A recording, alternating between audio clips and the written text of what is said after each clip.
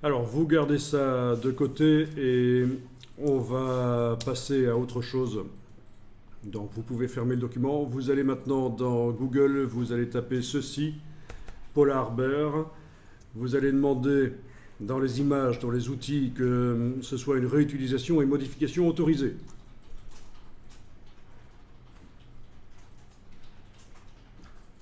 Et alors, je vous propose d'utiliser celle-ci, qui va convenir pour ce qu'on veut faire. Alors, qu'est-ce qu'on veut faire ici?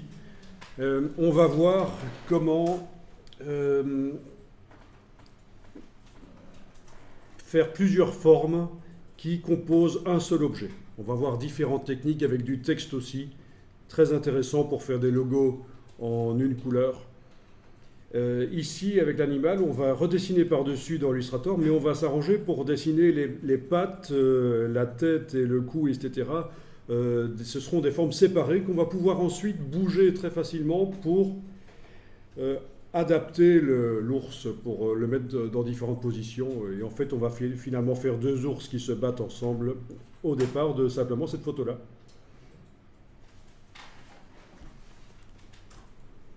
Donc ça a l'air un peu bête et évident à faire, mais vous allez voir qu'on va avoir des notions, notamment avec le Pathfinder, des notions qui ne sont pas si évidentes que ça. Il y a trois choses qui vont être vues ici. La technique du Pathfinder avec la réunion dynamique, parce que si vous enfoncez une touche quand vous demandez la réunion dans le Pathfinder, vous avez une réunion dynamique, c'est-à-dire modifiable. On va voir l'effet spécial sur le groupe qui contient des objets, c'est une autre technique. Et on verra aussi la technique du masque, dans la palette transparence. Pas le masque d'écrêtage que vous connaissez peut-être, mais le masque dans la palette transparence. Donc trois techniques pour avoir plusieurs objets qui participent à la même forme et qui restent modifiables. On peut encore bouger les objets une fois que c'est fait.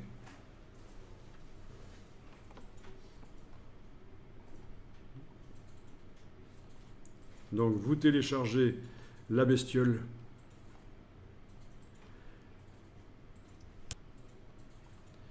Je la mets dans un dossier que je vais appeler un objet créé au départ de plusieurs formes. Par exemple, vous mettez quelque chose du genre.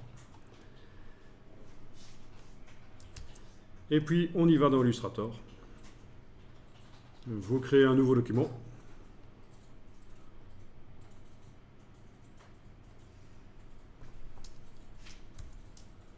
Touche F. Touche F, comme ça, avec la barre d'espacement, je peux bouger facilement le document dans la fenêtre. Je vais importer l'image. Vous allez chercher donc l'image là, et vous pouvez, si vous voulez, déjà cocher l'option modèle. Mais si vous ne l'avez pas fait, on peut encore le faire après. Je vais faire exprès ici d'oublier de le faire, cocher l'option modèle. Donc l'image est dans le curseur, je fais un clic et glisser pour déterminer la dimension, sinon ça vient à n'importe quelle dimension, vous connaissez le principe maintenant. Et dans la palette des calques, on va dire que ça va être un calque modèle, donc il faut double-cliquer sur le calque et dans les options qui apparaissent là, vous cochez l'option modèle. OK.